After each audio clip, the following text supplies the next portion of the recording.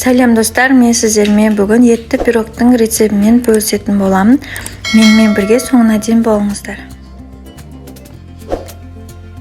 Ең алдымен ыдысымызға айран және 1 шай қасық сода, 1 шай қасық тұз және 1 жұмыртқа саламыз.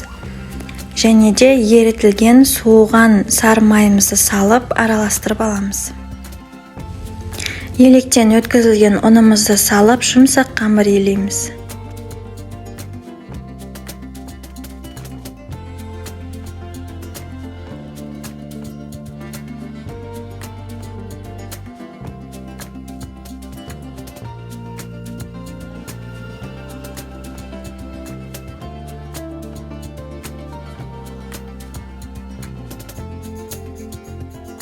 Бетін жауып 10-15 минутқа қоямыз.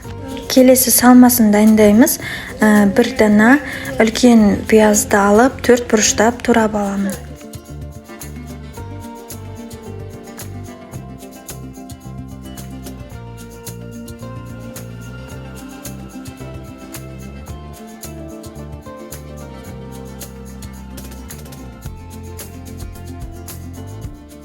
Картопты да дәл солай 4 бұрыштап турап аламын.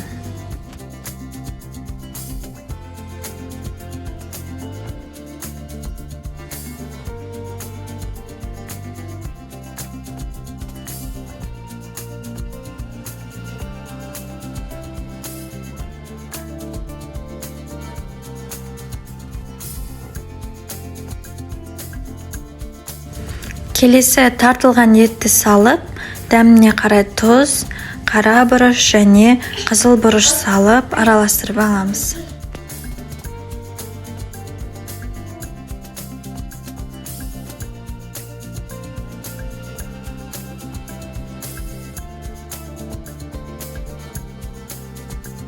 Қамыр 10 минуттай тұрып демалды. Енді теңге 2 бөлікке бөліп, қалыңдығын қатты жұқа емес, қалың емес, орташа қалыңдықта жаямыз.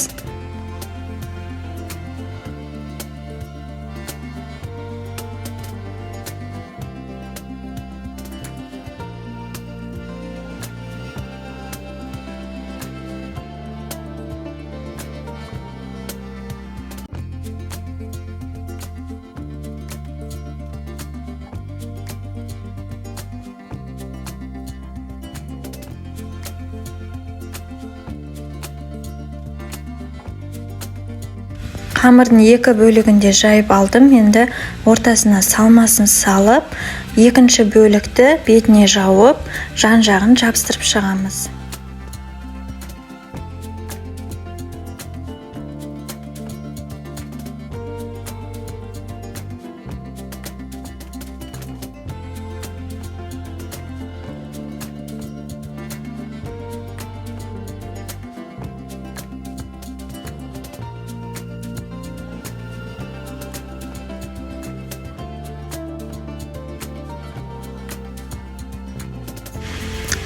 Бетіне жұмыртқа жағып, күнжіт себеміз.